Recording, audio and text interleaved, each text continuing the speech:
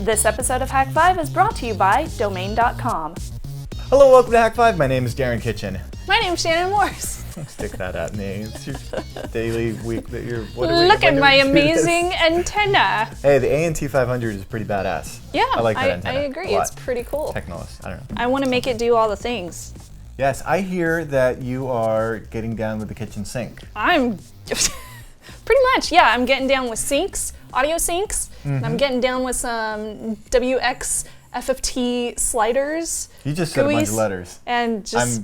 I'm just so thrilled to see you having this much fun with radio. They make, yeah, I am too. I really want to get my ham license.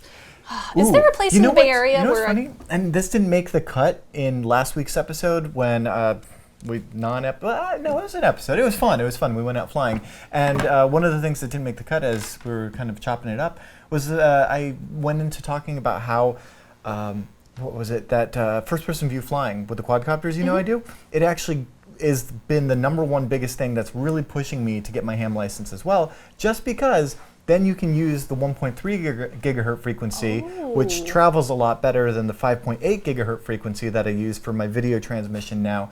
And the only way to legally use it is with a ham license. And so it's like, as much as I have qualms with the whole public database thing and the restrictions on what you can't say and stuff like that, I think it might be the thing that pushes me over the edge. So I just want to get the ham radio license in case like the apocalypse comes and there's an EMP, and there you go. And then I'll have a way to contact people on the outside world. You know what, you're right. And most of my concerns regarding the content restrictions and things of that nature, the things where you can't use encryption over packet radio and stuff, are kind of one of those things where, you know, if there were to be a revolution, things like that would be important. But at which point, I guess they wouldn't really apply. But also, I love you, FCC.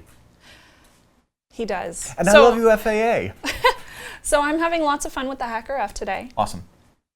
Super fun times. Mike has been doing a fantastic series as well. We should probably point that out. Mike Osmond does a terrific job with the Great Scott Gadget stuff, the Ubertooth one, the HackRF one. You guys have seen his gear, and we want to promote his amazing series on SDR. Absolutely. Because it is way more in depth than we could ever dream to get on this show. He's an expert. I've taken his course in person. The 3-day. I took the 3-day course at TorCon 2 years ago. It was amazing. I've been watching his tutorials on his website, and this is pretty much where I got the idea for this segment. But he goes so far into depth, like stuff we don't have time for here. But like so great, really, really good. So you'll learn a good lot. Stuff. There was something else related to that. Oh yes, but I have lost my train of thought. The thought train has left the station. We'll pick it up at the end of the show. How about that? All right. With that, see you on the other side. I am so excited because we finally got these HackRFs in. Of course, this one is just a like the prototype model. I think this one was Darren's from the Kickstarter project, but the HackRF is on sale now. It's like $300 in the Hack Shop, and there's a few other sites that you can get it from as well. Some of our good friends too. So definitely check it out if you're interested. The HackRF, it is basically a radio that you can plug into your computer, very similar to the little $20 one that we've been selling for like ever, the little RTL SDR dongle. But this one has the ability to transmit as well as receive, and you can also pick up several different frequencies at once, and it has a much, much wider frequency that it can handle too, up to like 6 gigahertz and way down to, I think it's like 100 megahertz or something. Anyway, it can pick up lots and lots of signals as compared to the teeny tiny one that we used to play with a lot. So I'm hoping that I can get a whole bunch of segments out of the HackRF. But just to get started, I went ahead and followed Mike Osmond's tutorials over on his website, greatscottgadgets.com. He has a lot of really good tutorials over there, and he started out with showing one about GNU Radio. So I wanted to break it down a little bit and basically give you guys an overview if you've already purchased one or if you're interested in one, just to give you an idea of one of the many possibilities that you can do with it. So for this example, I'm using the HackRF, obviously, and just the simple antenna that comes with it. And it's really big, but you can also just use it like so if you don't want to stretch it out all the way. It works easily either way. I'm also using a distro of Linux called Pentoo. So Pentoo is basically the HackRF Linux distro. It already has full support for the HackRF and GNU Radio Companion, which we're also going to be using today. So if you've never used Pentoo before, it works pretty similar to any other ISO file. You just download it from pentoo.ch/download. I got the version that's, I think it's a 14.03 or some version like that. Anyway, and you just use UNetbootin to install the ISO onto a little USB flash drive. So I've got my handy little USB flash drive right here, and you boot off of it. Yay! So nothing new there. When you first start up Pentoo, you're going to want to type in startx in the terminal. That'll go ahead and start it into the regular desktop environment. And you'll get a couple of choices as far as what kind of config you want to use. Just use the default config and it works just fine. So after that, you want to open a terminal window. So let's go ahead and jump onto my computer over here. So now I have Pentoo running. I have my terminal open. There's a specific bug in 2014.0/RC3 version of Pentoo Linux, which requires you to type in this command, eselect lapack set1, before you run GNU Radio Companion. This basically just fixes a teeny tiny little bug. So now that I have that, I'm going to type in GNU Radio Companion, hit enter, and that's going to go ahead and open up GNU Radio Companion. Okay, now that we have this open, I'll go ahead and move it onto the screen so y'all can see it better, y'all. And I'm going to open up another terminal window just to make sure that my HackRF is being seen by the program. So to do this, I type in HackRF_info. All right, so we see it. So it's going to say found HackRF board. It'll give you the ID number, and then it'll say whatever kind of HackRF you have, what version of your firmware. So I'm running 2014.04.1, and then down here some serial numbers. You'll also notice on your HackRF there's 4 different LEDs up here, and each of those are labeled USB, RF, 1V8, and 3V3. So 3V3 should be green, 1V8 should be orange, RF is red, and USB is green. So that basically means it's working. So we're ready to go. Yes! So for my example, I'm basically going to use GNU Radio Companion to create a whole script that's going to make the HackRF pick up 2 different FM radio stations at once. And hopefully it works correctly, and we will know that our HackRF is working awesomely as it should. Yay! Okay. So I'm going to go ahead and go into GNU Radio Companion. Now, since I've already done this before, just to test it out, I'm going to open up the specific doc that I need. This is called ls1.grc. Now, this will probably look familiar if you've gone through Michael Osmond's tutorial. It's huge, by the way. It's very, very large. So I'm going to go ahead and make this a little bigger on here so I can show you everything that's going on. All right, so what's going on here? Well, there's 2 different parts to this entire map. You'll see all this going on up at the top, and then down at the bottom you see a second section. So each of the sections looks very familiar. Up on the top half we have a signal source, low pass filter, going into a rational resampler. This goes over to WB-FM receive, so we're receiving FM, multiply constant, add into an audio sync. And then we have down at the bottom pretty much the same thing. We have the signal source, multiply low pass filter, rational resample, WB-FM receive, multiply constant, add to the sync at the very end. And then over at the side we have a bunch of different variables. So the variables are basically going to give you options to change throughout the entire mapping. So instead of going through and changing a certain segment in each and every different graph that I have on here, I can just create a variable that can change automatically throughout the graph. So for example, under variable, this is going to be the sample rate. You see mine is pretty low. I'm going to actually change that to 10 so you can see what happens. So 10 million is what that stands for. I hit enter. So that means that it's picking up 10 million samples every time that it's receiving some kind of feedback through the HackRF into my computer. So that's a lot of samples, and my specific CPU might not be able to receive all of those samples without pretty much blowing up. So I might have to change that a little bit lower if I'm using a whole bunch of different frequencies at once, for example, 2 FM frequencies. When I change that sample rate, since its ID is SAMP_rate, if I go into something like this, and I have this set to SAMP_rate as well, that means that anytime I change SAMP rate to 10 million or 4 million or whatever it might be, this is also going to change to 10 million or 4 million or whatever it might be. So under the actual graph right here, we see 10M instead of 4M. So if I change this variable now to, let's do 6M, then you'll notice this also changes to 6M. And you'll notice several other little pieces like that as well. Now, another really cool thing about GNU Radio Companion that I learned from Mike Osmond is that you can add in different pieces to the actual GUI that you'll receive when you run this script. So what I mean is, say you want to create a channel slider for your actual frequency.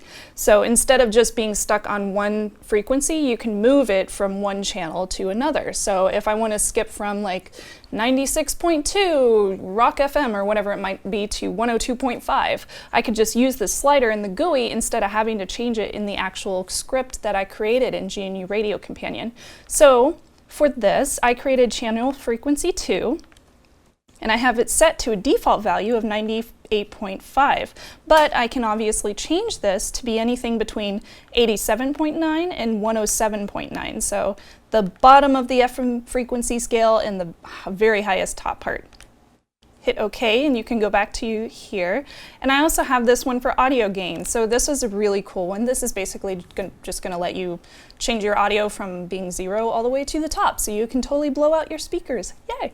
So I'll just hit OK for that. Now, if I run this entire graph, up here, this is the little execute button, we'll probably hear a whole bunch of noise. Oh yeah. Okay, so I'm going to turn that down a little bit.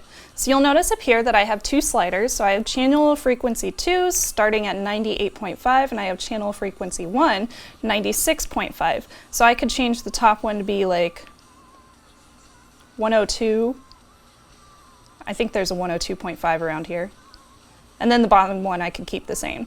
So now if I turn that all the way down, we hear nothing.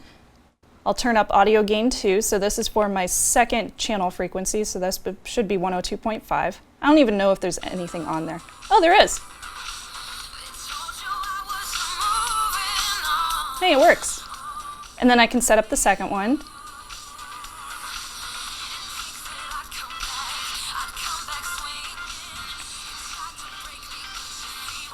Are they playing the same song?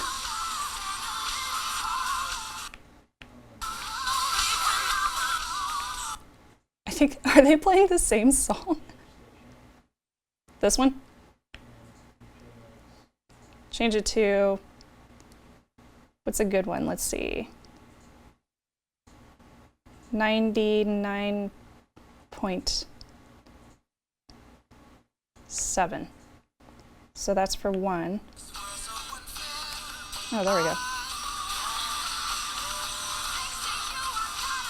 That sounds horrible, but we pick up 2 frequencies.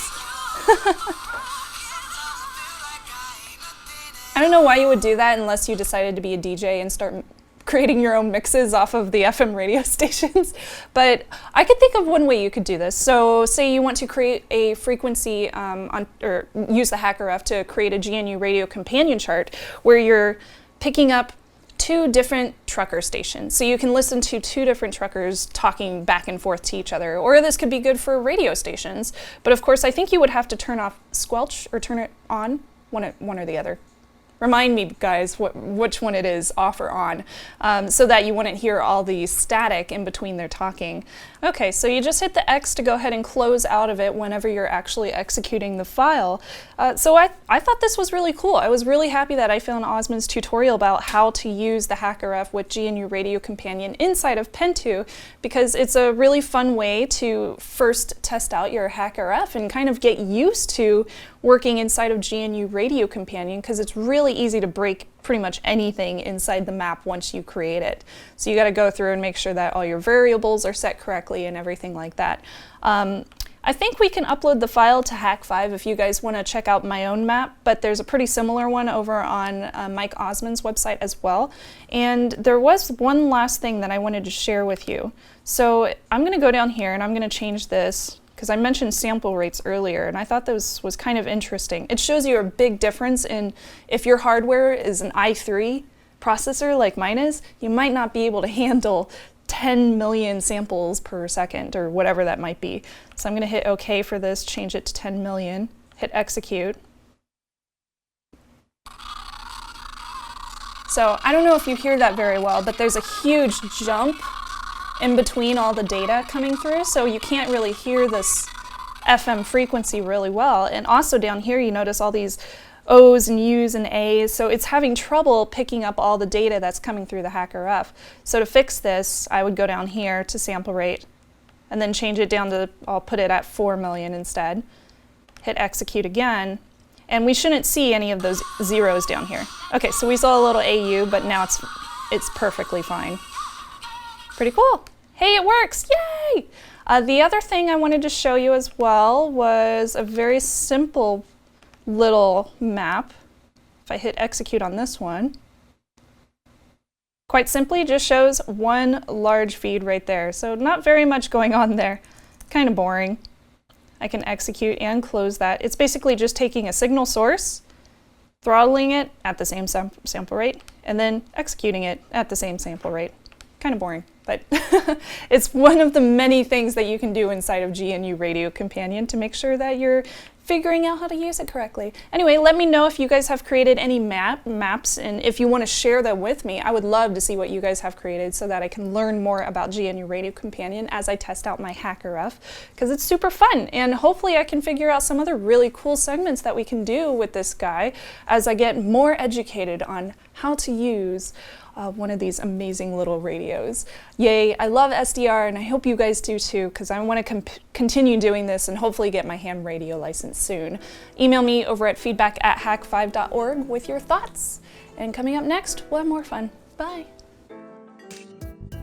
I was thinking the other day of a clothespin. Say this blue clothespin here was like, I got a great idea for something on the internet. Well, then the white clothespin would come by and say, well, then you need to grab a domain name more hosting fast. And then the blue one would be really, really? Tell me more about getting the web hosting domain names fast. And then it would say like, get yourself a domain name at thedomain.com because it's a quick domain discovery system and it needs a checkout process so you have your website up and running in no time. And then they'd be both like, yay! And it's the truth. I mean, I like feel the way that these clothespins feel right now because I'm huge fans of domain.com because they've got reliable, affordable, easy to use domain discovery system, simple checkout process. They're huge fans of Hak5. They're fun to do business with. You can tweet them at domain.com and tell them how much you love the clothespins and find out that it's really just a fun place to do business. They get great customer support and they want to hook you up. That's right, if you go to domain.com and use the coupon code HAK5 at checkout, you'll get an extra 15% off. So when you think domain names, think domain.com. It's time for the trivia question of the week. Last week's trivia question was, what quick-spreading virus, found to have begun around May 2000, relied on recipients' curiosity to propagate? And the answer is, I love you. I remember that one from way back when I was in like 7th grade. This week's question is, the element first discovered and recorded by modern science was what? You can answer that question at hak5.org/trivia for your chance to win some awesome Hak5 goodies. That just about wraps up this week's episode of Hak5, and sadly, I have sadness to report. What? We're not, right now. You know where we aren't? Where? Louisville, Kentucky. Oh, I know. Gosh, so depressing. I know. We're in the middle of the move to the warehouse, and so we weren't able to make it out to, in fact, this may be one of the last I'm sure everybody had an awesome time at DerbyCon, and yes. We're so sorry we didn't make it out there. We were sending our hacker hugs, as it were. Thank you for the Yingling that we didn't get. Oh, man. Yeah, I know. Mr. Protocol brought us Yingling, but we weren't there to receive. So sorry about that. I know. We strive for excellence here, and and we failed you. We failed have- you on the DerbyCon coverage. But you know We have what? crazy Iron Geek moves does to an do. awesome job with the videoing of that stuff, and he's pretty quick to get a lot of those talks up on their Yay! site. So check out Iron Geek's site for that stuff. And we love you, DerbyCon peeps. See you next We do. year. So, as usual, you can find us over at feedback@hak5.org. That's where you can send us all the things. Yes, and you can also support the show directly. You can grab yourself a HackRF or a Pineapple or things of that nature over at hakshop.com, and that's how you continue to make this happen. So thank you. And hak5.org/follow. So tweet us at all of the places where we tweet, because I tweet All on the Google Twitters. Plus at google.com/+DarrenKitchen, and she tweets on Facebook at facebook.com/. Slash Shannon Morse or Snubs, I don't even know. Okay. One of those. I'm Shannon Morse. I'm Darren Kitchen. Trust your technolust. What she said.